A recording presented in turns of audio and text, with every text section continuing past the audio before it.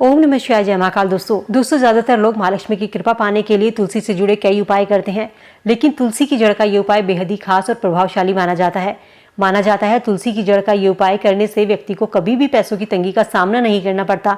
महालक्ष्मी हमेशा मेहरबान रहती है। दोस्तों, हमारे हिंदू धर्म में तुलसी को पवित्र और पूजनीय माना गया है। कहते हैं जिस घर में तुलसी का पौधा होता है उस घर में माँ लक्ष्मी स्थायी वास करती है।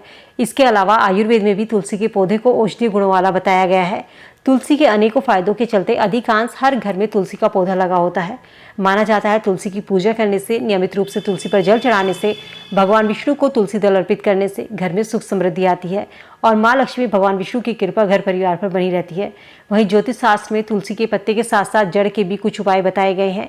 ज्योतिष शास्त्र में तुलसी के पौधे और उसके जड़ के काफी महत्व बताए गए हैं।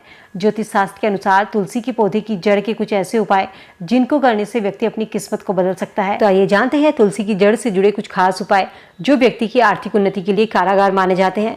दोस्तों, यदि आपको काफी मेहनत करने के बावजूद भी किसी कार्य में सफलता नहीं मिल रही है तो ऐसे में आप तुलसी की जड़ का उपाय कर सकते हैं।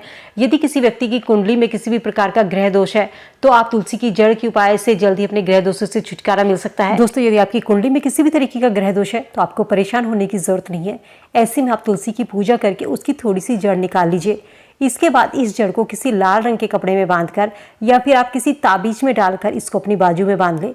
ऐसा करने से आपको जल्दी ग्रह दोष से छुटकारा मिलेगा। लेकिन तुलसी की जड़ निकालते समय दोस्तों इस चीज का जरूर ध्यान रखें, यदि आपके घर में तुलसी का पौधा सूखा हुआ है तो आप उसकी जड़ निकाल कर बांध सकते हैं। यदि सूखी जड़ नहीं है तो आपके गमले में या बगीचे में कहीं तुलसी का पौधा है तो तुलसी के पास हाथ जोड़ करके ध्यान रखना एकादशी या रविवार का दिन ना हो। इसके अलावा किसी भी दिन आप तुलसी को तोड़ सकते हैं। अगर आपके गमले में तुलसी लगी है और उसकी जड़ को आप उखाड़ रहे हैं तो ध्यान रखें कि जड़ उखाड़ते समय तुलसी का पौधा सूख न जाए, उसे ठीक तरीके से फिर से गमले में लगा दीजिए। दोस्तों, यदि बार बार पैसों की वजह से आपका काम रुक जाता है, आपकी आर्थिक स्थिति मजबूत नहीं है तो शुक्रवार के दिन तुलसी की जड़ को आप चांदी के ताबीज में डालकर इसकी माला बनाकर पहन ले।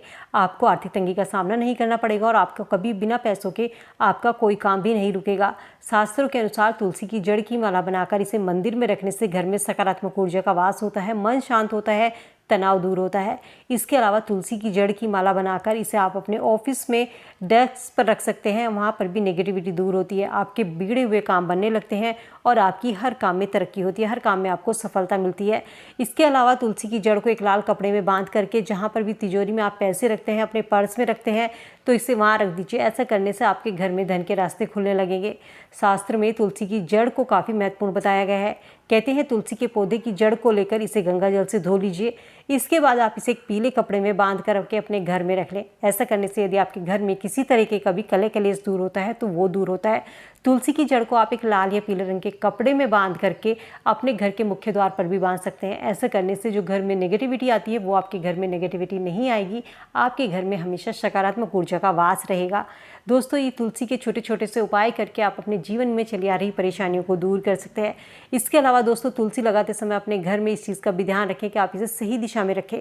तुलसी को हमेशा उत्तर दिशा में या उत्तर पूर्व दिशा में रखना शुभ माना जाता है। इसके अलावा पूर्व दिशा में भी आप तुलसी के पौधे को रख सकते हैं।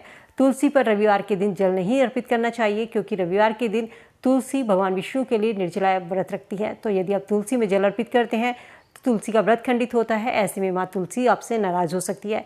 भगवान विष्णु की पूजा में तुलसी दल शामिल जरूर करें क्योंकि भगवान विष्णु को तुलसी सबसे अधिक प्रिय है। इसलिए भगवान विष्णु की पूजा, उनका भोग बिना तुलसी के अधूरा माना जाता है। दोस्तों, माँ लक्ष्मी को धान सबसे अधिक प्रिय है, इसलिए जब भी तुलसी पर दिया जलाएं तो उनके नीचे धान का आसन जरूर लगाएं। बिना धान के माँ तुलसी दिया स्वीकार नहीं करती, आपकी पूजा स्वीकार नहीं होती। तुलसी पर जब भी जल अर्पित करें तो जल अर्पित करने के बाद में वहाँ पर परिक्रमा जरूर करें। अगर आप तुलसी की परिक्रमा नहीं कर सकते हैं, गमला इस तरीके से रखा हुआ है या तुलसी ऐसी जगह लगी हुई है जहाँ आपको जगह नहीं है परिक्रमा करने की, तो जहाँ पर आप खड़े होकर जल अर्पित करते हैं उस जगह घूम कर भी आप तुलसी की परिक्रमा कर सकते हैं। परिक्रमा आप अपनी इच्छा अनुसार कर सकते हैं, 3, 5, 7, 11 जैसी भी आपकी श्रद्धा हो वैसे आप तुलसी की परिक्रमा कर सकते हैं। इसके अलावा जब तुलसी में जल अर्पित करें तो सबसे पहले हमें जड़ में जल अर्पित करना चाहिए, इसके बाद तुलसी के मध्य भाग में और इसके बाद सबसे ऊपर की तरफ अपने दोनों हाथ अपने सिर से ऊपर ले जाते हुए तुलसी में जल अर्पित करें। यही तुलसी पर जल अर्पित करने का सही तरीका होता है।